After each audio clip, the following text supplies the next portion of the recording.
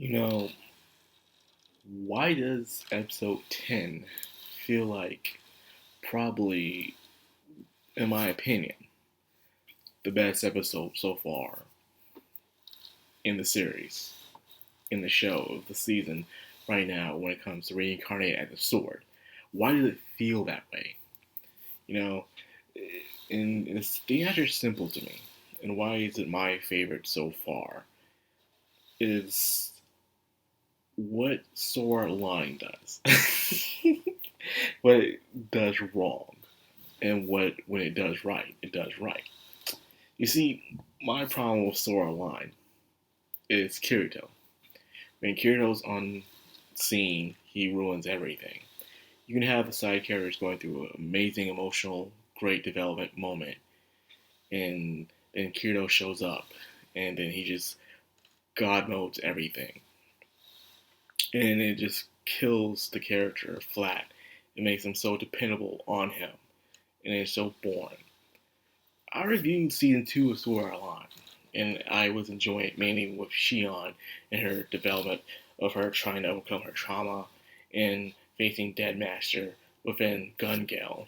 And I even liked the Mother Rosario arc of Asuna and even the Excalibur arc where they are pretty much doing things as a team. Everyone's doing their part, and it's good. Yeah, I know something. All of it didn't involve Kirito.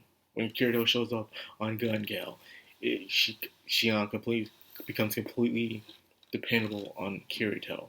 Kirito's an Excalibur arc, but he's this other character being focused on.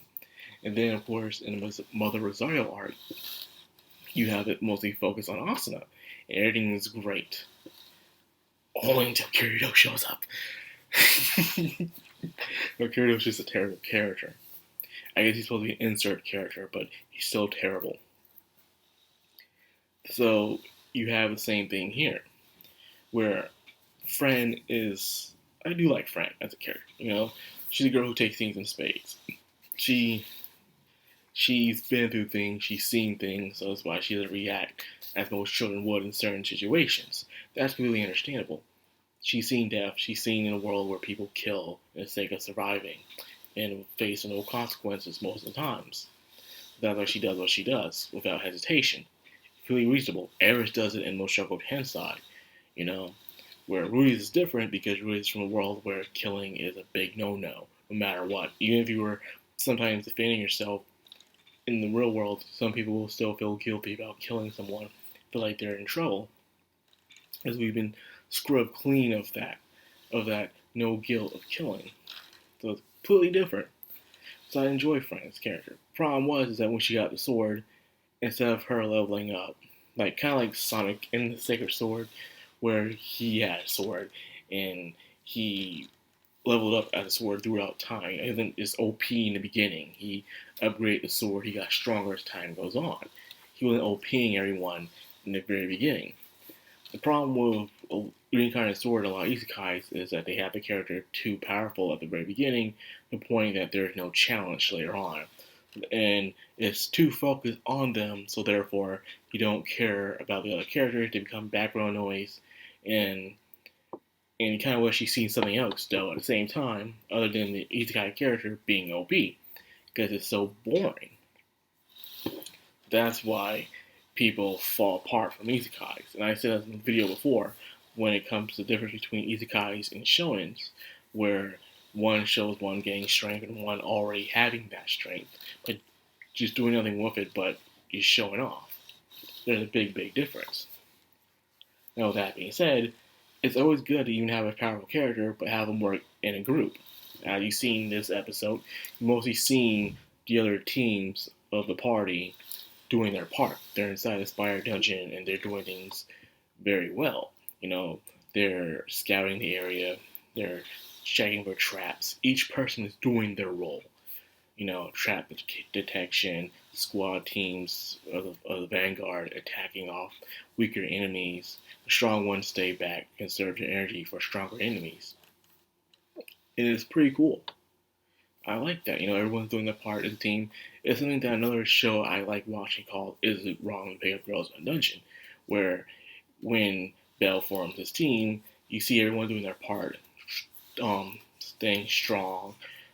They have their faults. They have to retreat sometimes. They take a break. They do tactics, plan things out, all that good stuff. And I enjoy watching it. So it's not just always focused on Belle.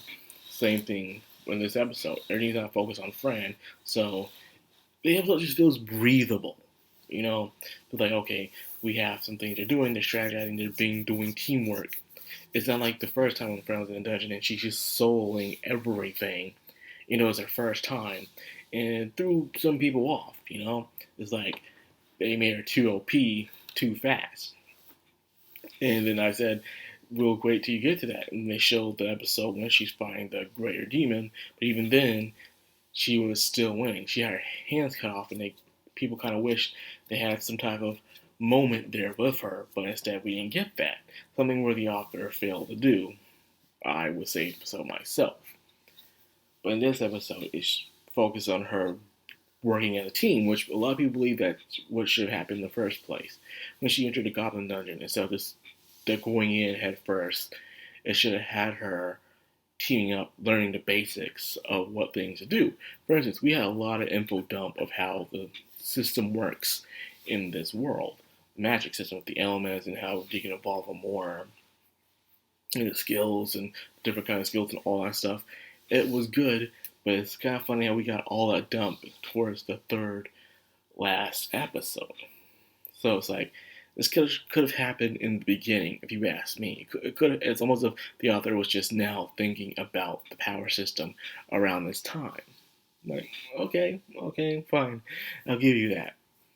But anyways, if Fran first went in the Goblin Dungeon as a team, watching things, and then she solos, then she fights the Greater Demon, and she's having trouble, then the other team member shows up, helps her out, but she still defeats the thing. But this time, she fights it alone in the Spider Dungeon, showing how much she's grown. It could have had a great moment for Fran there. And a lot of people will be on the like, can she do it on her own this time? Is she going to do it thoroughly? Did she learn from her past mistakes? It would have been nice if we had that, but instead it was this soft cushion. Yeah, she got her arms cut off, or her hands cut off, but there's no true repercussion for that. You know, she wasn't traumatized or think like, oh, I shouldn't underestimate these people. I should think. But instead, she feel like she hadn't changed at all from what she's went through in that last dungeon. So things were still going good in this episode until teleportation incident happened, where now her and the two guys from Dragon's War are now in a different place, right in the middle of a high-grade trickster spider, and she admits that she can't use her skills and magic without master. So as I said before, all the power is coming from the sword. Fran is just swinging it in a way. She will do some ideas on her own, but she's still using the sword nonetheless.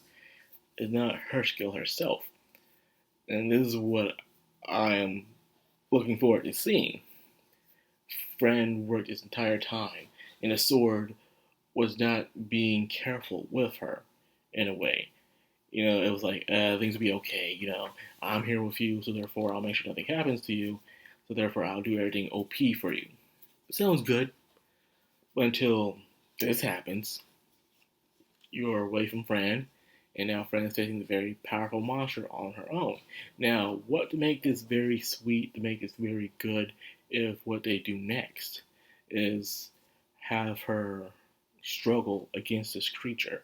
Not just struggling against the creature, but also having to help out the two other guys that are with her in that area.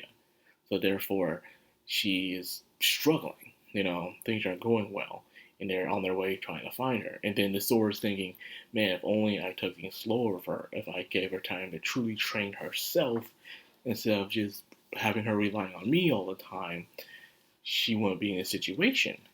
We'll have to see how they execute this the next episode. And if they do it well, it could be a good, a follow-up from this episode. I hope they do that. That would be great if they did do that.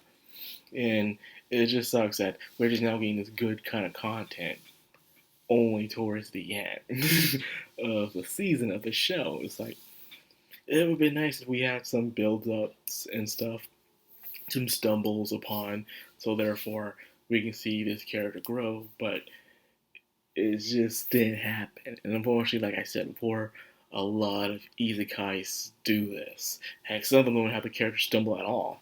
You just go through the entire story. I read a lot where he went through the entire story without even learning anything or being struggling or nothing. They just, everything's out the way.